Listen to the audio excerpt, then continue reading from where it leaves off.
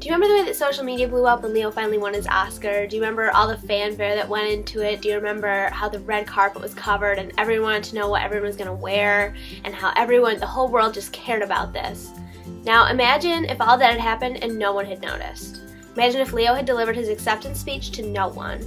Imagine if all these actors and actresses got all dressed up and no one was there to ask what they were wearing and no one cared. If you have any familiarity with daytime television, with soap operas, or with the daytime Emmys, you don't have to imagine it. This is the reality.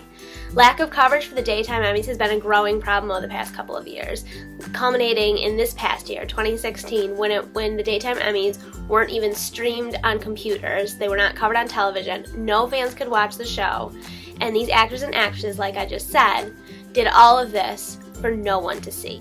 In order to properly understand what happened at the 2016 Daytime Emmys, first we're going to take a look at soap operas in the Daytime Emmys and their history. Next we're going to look at why these actors and actresses deserve better. And finally we're going to look at these past Emmys specifically and try to pick out what happened. Soap operas have had a long, colorful history as a television drama.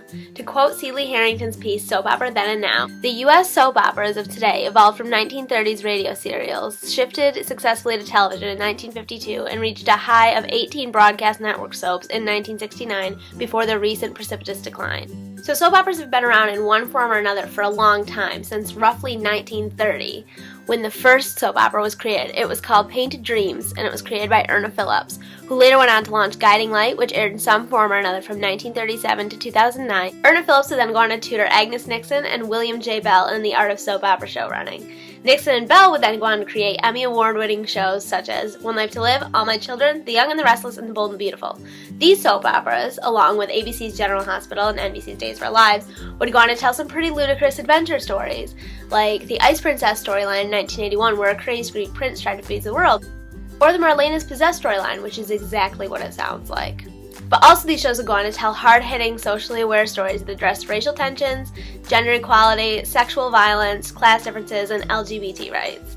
So for several years now, these shows and their hardworking cast have had their own separate Emmy Award ceremony to honor their achievements. The first one was held in 1974 after the shows and their actors were snubbed at the regular Emmys. The aforementioned Agnes Nixon, along with General Hospital star and Major League Baseball player John Berardino, led the charge for their own separate ceremony. Throughout the 1990s, the ceremony averaged about 16 million viewers each year, according to TV by the Numbers. That being said, ratings have been in distinct decline during the 21st century. Since then, the daytime Emmys have had a lot of trouble finding a home on television.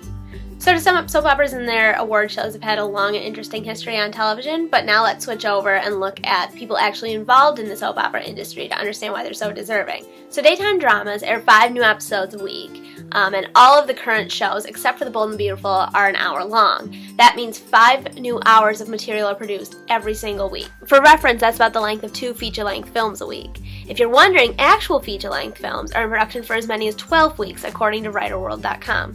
That means these performers are able to produce the same amount of content in 2.5 days as film performers can produce in 60 days. Because of the tight filming schedule, the work of a soap opera actor is pretty grueling. You get your script a couple of weeks beforehand, which means that you get a minimal amount of time to memorize all of your words. And when they're memorized, they have to be memorized. Most soap operas provide 1 take for each scene. That's right, that means you get a bare minimum amount of time to memorize 50 pages worth of material, and then you get 1 chance to not mess it up. Not to mention that the people involved in this industry have been involved forever. As the World Turns, which premiered in 1956, kept the same leading lady for most of their time on the air.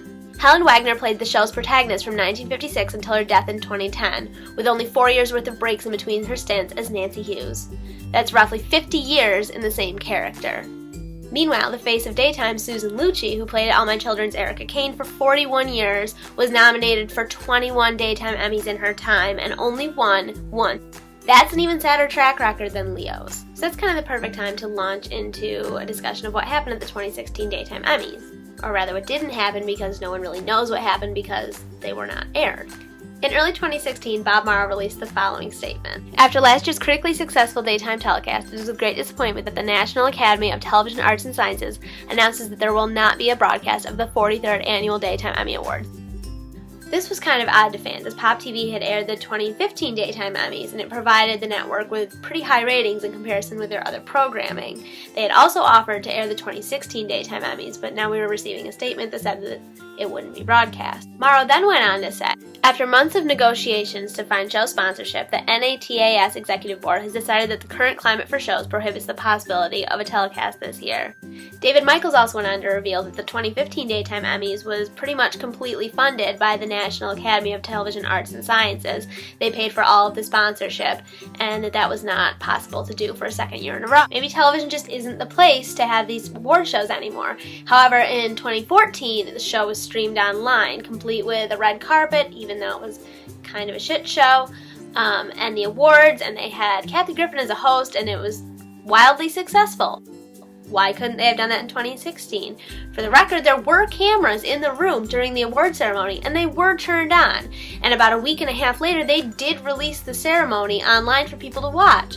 But why couldn't we have all been there in that moment watching these actors, actresses, and writers receive the awards that they worked so hard for? So for reference, according to an Oregon newspaper, there was no less than 3 pre-shows for the 2016 Oscars, at least 1 red carpet show in the actual ceremony.